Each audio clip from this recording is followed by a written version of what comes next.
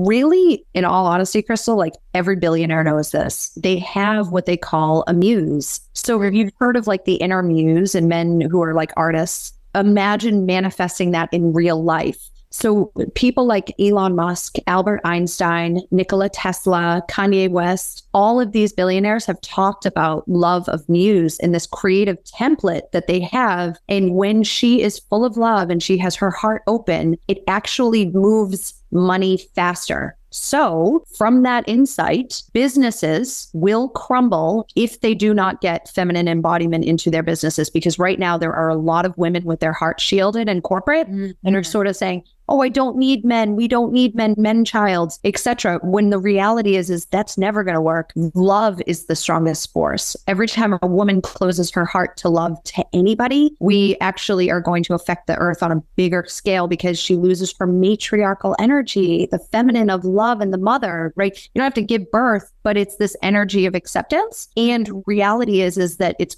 pushing masculine men sort of out of the equation in the workforce. They're going into hiding because they're so afraid. Yeah. Because right, you will never catch a masculine man with judgment. You have to have your heart open to them. And that is how men heal. And it's the simplest thing. The only thing that a man needs is love.